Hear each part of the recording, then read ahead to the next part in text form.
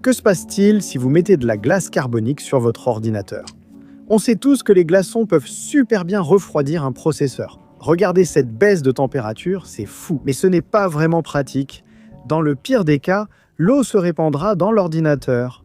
Au mieux, il faudra construire une grosse installation pour tout contenir. Donc est-il réellement possible d'utiliser de la glace pour refroidir un ordinateur de bureau? Voyons ça, le plan est honnêtement assez simple. Nous allons placer des glaçons sur le radiateur de notre AIO. Grâce à ça, idéalement le liquide qui extrait la chaleur du processeur va pouvoir se refroidir. Mais comme vous pouvez le voir, oui, il y a un gros problème. Et bien sûr, c'est le fait que lorsque la glace fond, elle coule directement dans notre ordinateur. C'est un problème, il faut qu'on trouve une solution. Heureusement, il existe bien un PC qui pourrait fonctionner pour notre expérience, grâce à son unique caractéristique. Il se trouve dans cette grande boîte. Alors, ouvrons cette boîte. HyperX et Microsoft voulaient sponsoriser cette vidéo. Et donc, ils m'ont envoyé ceci, le Omen Max 45L, le PC gamer le plus puissant de Omen à ce jour. Alors, même s'il peut être équipé jusqu'à une RTX 1590, un Ryzen 9 420 1950X 3D et 128 Go de RAM, ce qu'il y a de plus unique sur ce PC, c'est ce composant juste ici en haut. Voici le système de refroidissement breveté de Omen, la chambre cryo. Et elle héberge le radiateur AIO du processeur. L'idée est qu'elle isole le système AIO de la chaleur interne, lui permettant d'aspirer de l'air plus frais. Omen affirme ainsi que le processeur perd environ 7 degrés par rapport à d'autres systèmes à double chambre. Et c'est aussi la configuration idéale pour notre expérience, car en séparant le système AIO du reste du PC, on n'a plus à s'inquiéter de faire couler de l'eau sur les composants. Voyons maintenant si refroidir notre AIO améliore vraiment le fonctionnement du PC.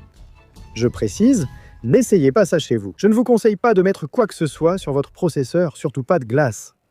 Laissez-moi faire les expériences idiotes. Allons chercher de la glace.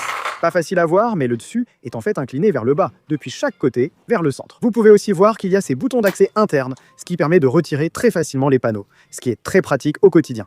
Cependant, je crains un peu que cela ne laisse entrer de l'eau. Donc il va falloir réparer ça. Je viens de voir cette plaque arrière pour le refroidissement des VRM qui doit aider à maintenir en place tous ces dissipateurs des VRM. C'est sympa. Nous allons recouvrir temporairement le bouton d'éjection du panneau latéral. Par précaution, voilà le travail nécessaire de préparation. Si on regarde dans l'Omen Gaming Hub, on peut voir que notre processeur est à 41 degrés Celsius avec une charge minimale. Il est donc temps de voir ce qui se passe si on met de la glace sur notre I/O. Très bien, on se lance. Je sais que cela peut paraître un peu ridicule, mais plus vous gardez un PC au frais, plus vous pouvez améliorer ses performances en jeu. C'est pour cette raison qu'Omen a construit cette chambre cryogénique dédiée. Oh, notre processeur a perdu 1 degré. C'était rapide. Sur un PC normal, je m'inquiéterais que la glace fonde sur l'I/O. Mais là, on a en dessous une couche de protection. On est à 38 maintenant. Une autre raison pour laquelle ce PC est parfait pour cette expérience, c'est qu'Omen est bien connu pour rendre l'overclocking accessible directement dans l'Omen Gaming Hub, ce qui veut dire qu'en appuyant simplement sur quelques boutons, vous pouvez pousser votre processeur, votre carte graphique et votre RAM à fonctionner à des vitesses plus élevées. Cette vitesse accrue produit plus de chaleur. Il semble que nos glaçons sur le dessus du radiateur atteignent un minimum d'environ 37 degrés Celsius. Ce qui n'est pas mal, étant donné qu'on a commencé à environ 42 degrés Celsius. Mais je suis curieux de savoir comment on pourrait profiter davantage de cette chambre cryogénique si on mettait quelque chose de plus froid que de la glace dessus. Et vous vous demandez peut-être, qu'est-ce qui est plus froid que la glace? Et de la glace carbonique?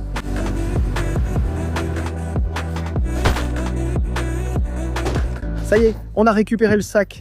On a notre glace carbonique. Voilà donc, c'est du dioxyde de carbone solide. Très bien, amusons-nous avec ça. Ce sac contient du CO2 solide, si froid qu'il faut une protection. La glace carbonique est avec nous. Maintenant, on pourrait mettre de la glace carbonique directement sur les composants parce que, encore une fois, elle ne conduit pas l'électricité. Cela dit, ça crée un nouveau problème, la condensation. La glace carbonique est en fait tellement froide que, lorsqu'on l'introduit dans un système informatique, elle condense l'air autour des composants et devient de l'eau liquide, et ce, c'est pas le but recherché. Mais encore une fois, le fait que ce PC ait cette chambre cryogénique à part, peut-être qu'on évitera la condensation à l'intérieur du PC si on met la glace carbonique ici en haut. Essayons. On est remonté à environ 44 degrés Celsius. Voyons comment ça évolue. Les gars, c'est dingue. Regardez cette réaction. On peut voir vraiment le flux d'air qui s'échappe. On va ajouter davantage de glace carbonique. C'est fascinant. Je dirais que notre processeur est à 37 degrés Celsius. C'est à peu près la température qu'on obtiendrait en utilisant de la glace normale sur cette chambre cryogénique. Notre glace carbonique, vous voyez qu'elle est un peu repoussée vers l'extérieur. Et bien sûr, c'est parce que notre I/O de 360 mm est réglé en mode extraction. Donc peut-être qu'on doit mettre la glace en bas à la place. Mais maintenant, il faut qu'on gère le problème des bords inclinés. Je vais construire une petite barricade pour que la glace ait quelque chose contre quoi buter.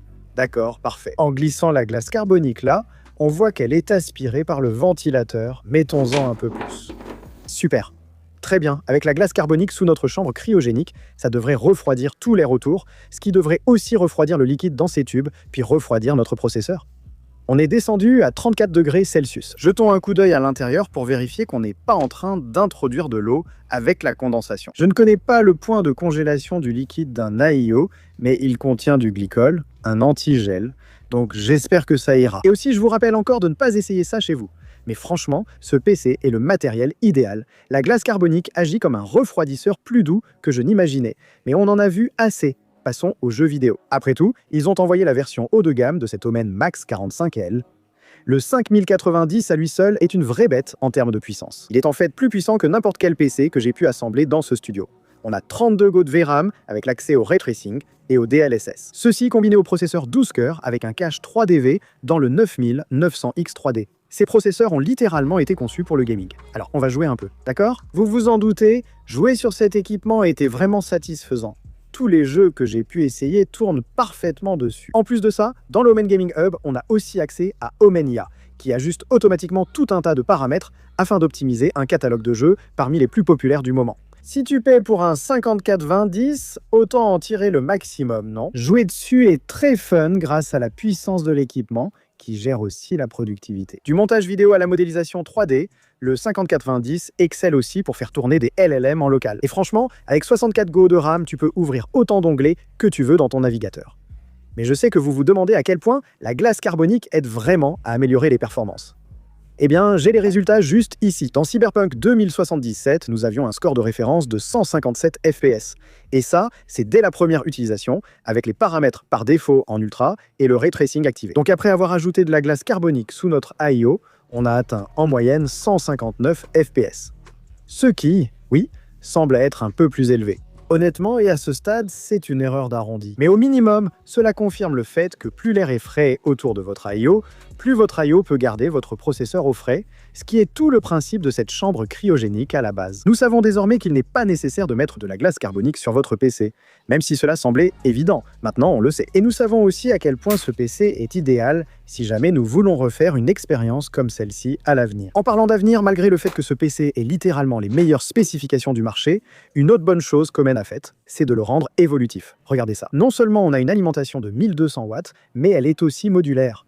Si vous avez des composants qui demandent soit des câbles différents, soit une puissance différente, vous pourrez faire en sorte que ça fonctionne. Tout dans ce PC paraît simple à mettre à niveau, sauf le water cooling I/O de 360 mm coincé dans la chambre cryogénique en haut. Mais il reste amovible. Cela demande juste quelques étapes de plus. Je dois dire que le 5090 est vraiment solide, littéralement vissé des deux côtés du boîtier. Évidemment, c'est fantastique pour l'expédition et pour éviter l'affaissement du GPU. Cependant, je me rends compte que je ne peux vraiment voir qu'un seul des emplacements NVMe. Et je suis presque sûr qu'il y a 2 disques à l'intérieur de ce PC. Si on vérifie, oui, il y a bien 2 disques. Je peux presque garantir qu'un disque se cache derrière cette partie. J'aurais du mal à y croire tant que je ne l'aurais pas vu. Démontons donc le 5090. Je pense commencer ici avec ces vis. Il y a aussi un joli logo Omen gravé ici. C'est un petit détail sympa. D'accord, donc cette plaque permet de détacher ceci. Et maintenant, il y a encore 2 vis tout en bas ici. Nous pouvons maintenant retirer les 3 vis de ce côté. Oh là là. Oui, ça n'allait nulle part.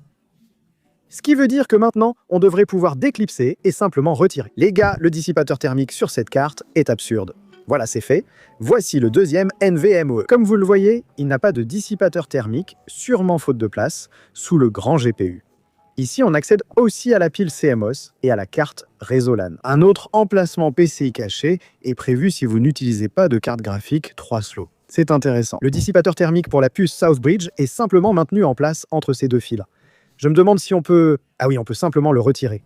Il y a un petit pad thermique à l'intérieur, j'adore. Je ne sais pas pourquoi ils n'ont pas fixé cette pièce, mais elle est très facile à enlever et à remettre. On dirait aussi qu'on a accès à au moins un autre port de données SATA, au cas où vous voudriez ajouter un autre SSD ou disque dur dans le PC. À l'arrière, on trouve 2 plateaux pour disque dur ou SSD. Je me demande aussi à quoi sert la plaque arrière requise pour le refroidissement du VRM. Regardons cela de plus près. On va défaire une partie de la gestion des câbles en espérant pouvoir tout remettre proprement après. Est-ce que ça s'enlève en glissant? Ça bouge un peu. Oh, waouh! Ils ont mis des pads thermiques sur la plaque arrière. C'est fascinant. Ici, toutes ces broches soudées sont l'arrière du module régulateur de tension, refroidi par ces deux dissipateurs thermiques avec des pads thermiques en dessous. Mais Omen a aussi mis des pads thermiques derrière ces VRM. Franchement, je ne sais pas si j'ai déjà vu ça. Je vais aller vérifier sur un autre PC. C'est celui sur lequel on a versé de l'eau plus tôt. Il n'a pas de pad thermique derrière la carte mère. Franchement, c'est cool. Et franchement, ça montre à quel point Omen réfléchit au refroidissement à l'intérieur de ce PC. On dirait presque que c'est le petit frère oublié de la chambre cryogénique, parce que je n'ai vu personne en parler. Tout le monde en parle, ce qui a du sens puisque vous savez, c'est assez visible. Maintenant, il existe plusieurs configurations de l'Omen Max 45L.